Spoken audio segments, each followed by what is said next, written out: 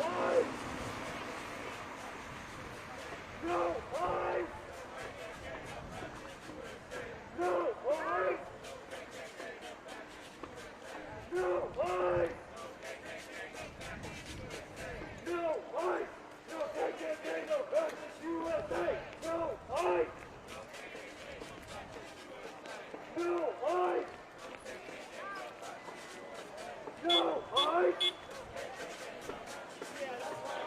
When immigrant rights are under attack, what do we do? When immigrant rights are under attack, what do we do?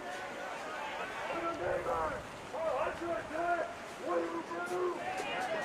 When immigrant rights are under attack, what do we do? What do we do? What do we do? When our neighbors are under attack, what do we do? When immigrants are under attack, what do we do?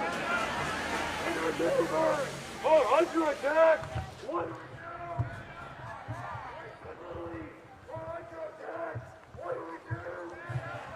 When our neighbors are under attack, what do we do? When immigrants are under attack, what do we do? When our neighbors are under attack, what do we do? When Somalis are under attack, what do we do? What do we do?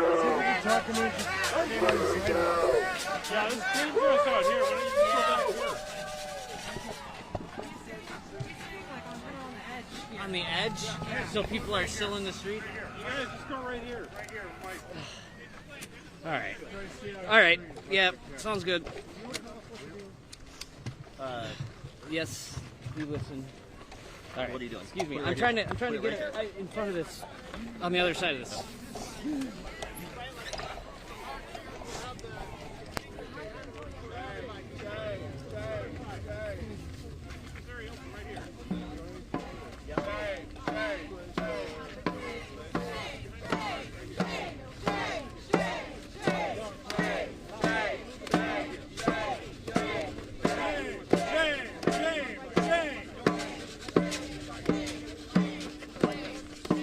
Right here with this in the background. Right here? Yep. Yep. Right here? Then with the Signature Airlines behind you. All right? Like this? Right there. Yep. Wait 1 sec, Jeff. Or just say, like, we'll start. We'll start in just 1 minute. Yeah, your background. Signs are good. Signs are good.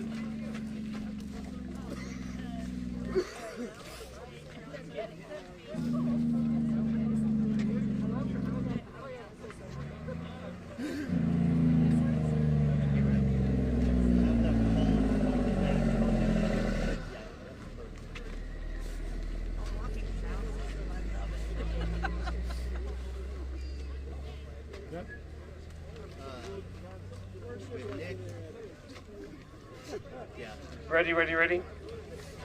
When immigrant rights are under attack, what do we do? When our neighbors are under attack, what do we do? When Somalis are under attack, what do we do? And what do we do? And what do we do? Thank you all for coming today. My name is Jeff Paquette. I'm the internal organizing director of the mighty and scrappy Unite Here Local 17. Woo! The labor movement is proud to be here today with members of our communities to fight for immigrant workers' rights. Our union, Unite Here Local 17, and other unions at the airport, like SEIU Local 26, are predominantly membered by immigrant workers. They make this airport run. They do the work that makes these airplane companies billions of dollars in profits each and every year. Immigrant workers in our unions are in a constant struggle for justice and the material gains to move themselves and their families forward. Just last week, members of our union who do food service at the airport, that work at the Chili's, that work in the main terminal food court, that work in the Minnesota Wild Bar, we're ready to go on strike to make the material gains a reality that they deserve. We are going to go on strike in the busiest travel day of the year because that's what gets the goods. When we make these corporations know that the workers can do the work and also shut it down, that's when we win. And we did win. HMS hosts caved into the workers' demands, and those workers walked away with the biggest pay increases that we have ever won in the airport. But as these airlines, again, make billions of dollars in profits each and every year, our immigrant members are struggling just for simple dignities like affordable health care. Uber and Lyft drivers for the simple dignities of having a place to pray, of having a place to go to the bathroom while they wait for a call on their apps. That is not right. And now we find out that this very airport is the site where people from the WIPA building, detainees, are taken and flown out of this terminal run by Signature Aviation to be deported to God knows where.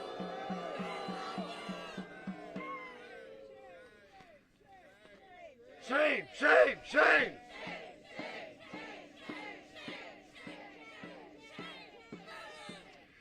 These deportations and terror in our neighborhoods are ripping families apart and doing nothing but to sow fear and anxiety in our community.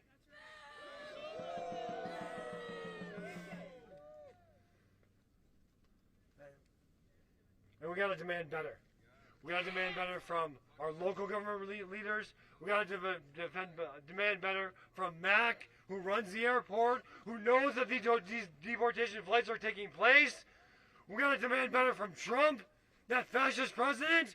We gotta demand better and tear down the entire awful ICE machine that is wreaking terror in our neighborhoods and our cities. Now, to hear a little bit more about this, we have someone from 5051 that's gonna speak. Woo! I'm Nick Benson. I work in commercial flight data analytics, and I'm speaking on behalf of Minnesota 5051, which, as you know, is a grassroots organization working to make our state and country a better place. We have a lot of work to do. I'm a very enthusiastic aviation geek. I love coming here to take pictures of airplanes, often with one or more of my kids at my side. On a busy day with lots of interesting flights, I may make 2 or 3 trips up to the airport from my home in Burnsville, and that's not terribly unusual, at least to me. My wife rolls her eyes at me from time to time. This spring, I noticed the regular Wednesday morning deportation flight wasn't showing up on the schedule. They'd been happening here for years, but truthfully, I didn't pay much attention to them. Beyond a chance to catch an oddball charter airline, they were just part of the regular rhythm, heartbeat of the airport here. But like I said, it was unusual. They weren't on the day's schedule. And since looking at flight schedules is my job, I started digging, and I discovered 2 things. First, many of the deportation flights had begun operating with a special call sign. And second, most of the deportation fleet had been added to the FAA's privacy list, which hides them from trackers like Flight Aware and Flight Radar 24. Since the federal government decided they didn't want me to see these flights, naturally I felt a compulsion to take a closer look. After noticing an inbound flight on a crowdsourced flight tracker, I'd go to one of my favorite spots, the top of the parking deck over there, and I'd watch. An airplane operated by a charter airline like Global Crossing or Eastern Air Express, which are usually here to carry college athletic teams around, or Denver Air Connection, which does public flights out of MSP, would pull into the ramp here at Signature Aviation right behind us. We're tucked behind Terminal 1 and Terminal 2. ICE agents would disembark from the airplane and unload bags of shackles from the cargo hold. Even from a distance, this was gut-wrenching. Seeing the chains that would soon be confining my neighbors, binding their hands together at their waist and then down between their ankles.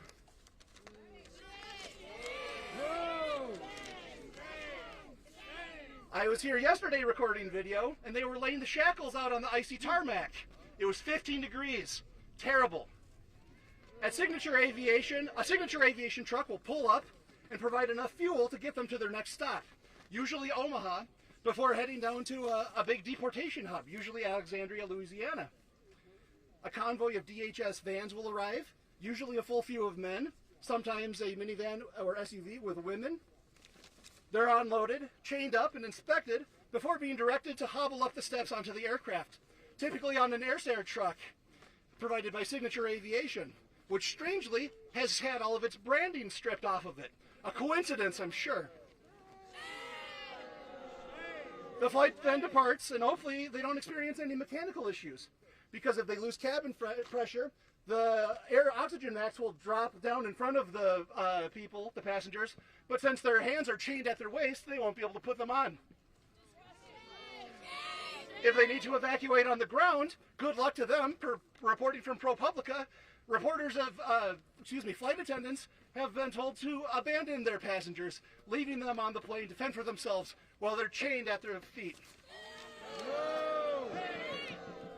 ICE's practices, abandoning the long-standing enforcement norms, are so out of hand that the Supreme Court, packed by the president, had to intervene, reminding DHS that due process is a right to everyone on U.S. soil, not just citizens, and reminding them further that the Constitution, much of it, is here to protect us, the people, from them, the government. Companies like Global Crossing, Eastern Air Express, Denver Air Connection, and Signature Air Aviation are shamefully profiting from the number, as the number of flights balloon here, they're shamefully profiting off of this industry, shipping our neighbors down to mega hubs like Alexandria, Louisiana. And the government is going out of its way to reduce transparency. This isn't someone else's problem. This isn't happening somewhere else. It's time for all of us here, regular people and bureaucrats alike, to start looking for peaceful, safe, legal, and creative ways to slow this down until it stops. Thank you.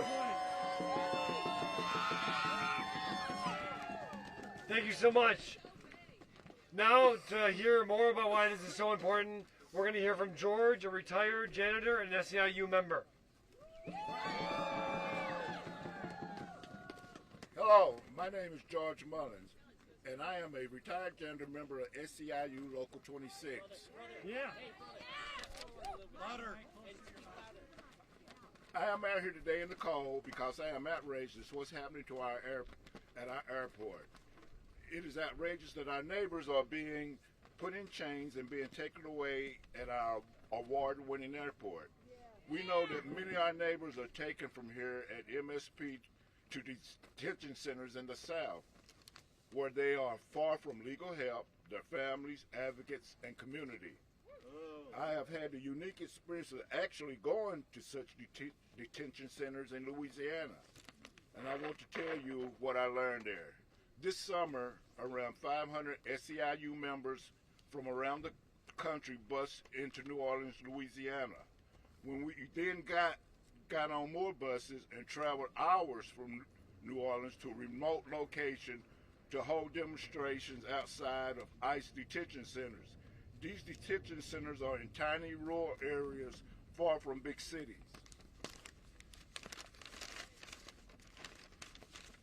And they do that intentionally. Inaccessible. 3 other local 26 members and I went to Basel Detention Center, a women's prison almost 3 hours away from New Orleans.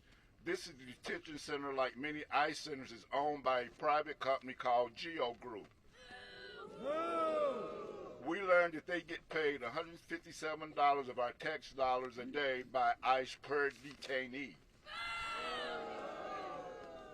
Meanwhile, we heard that women in these prisons are forced to work for $1 per day. In terms of the conditions, we heard reports of medical negligence, cockroaches, lack of clean drinking water, expired food.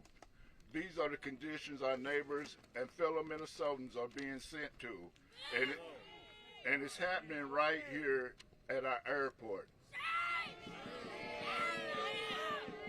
Meanwhile, like Geo Group, the companies operating these flights are making money off this cruelty.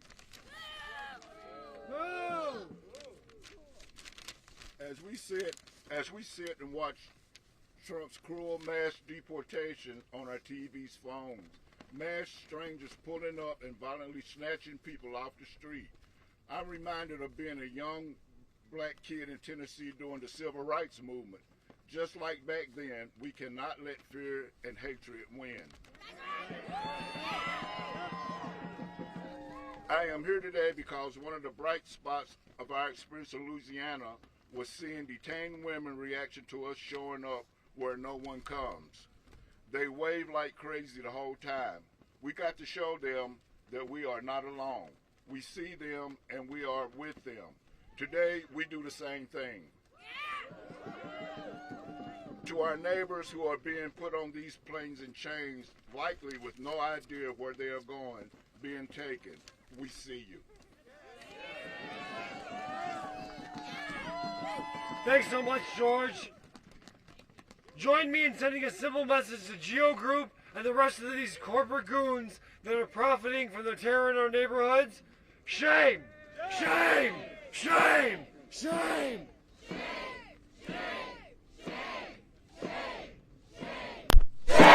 Shame on you! Now please help me welcome members and leaders of our faith community from Jewish Community Action, Isaiah, and the Muslim Coalition.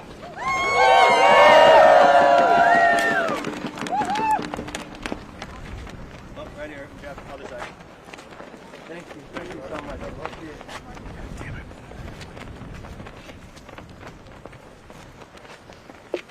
It's cool, right?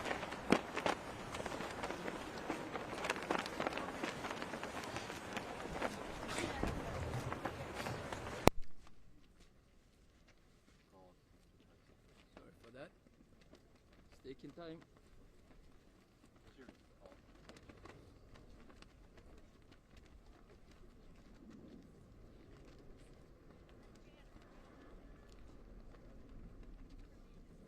My name is Yusuf Abdullah. I am an imam and a faith leader of the Muslim community and the Somali community as well. And my name is Yusuf Abdullah. I am a Muslim leader, a faith leader from the Muslim Somali community. In the name of God, the most compassionate, the most merciful, my brothers, my sisters, my neighbors, peace be upon you. We stand here today as workers, organizers, families, and proud Minnesotans to defend the dignity and the humanity of all our immigrant communities. Whether you come from East Africa, Latin America, Asia, the Middle East, the Caribbean, or anywhere else, your life, your work, and your presence matter in this state. Over the past weeks, we have seen increased hateful rhetoric and aggressive actions targeting immigrants, especially and specifically Somalis. Not to enforce the safety, not to uphold justice, not to divide us, but to divide us and distract from real problems facing working people, rising costs, struggling families, and leadership failures. Well, they are hoping we turn against each other instead of standing together. But we are united.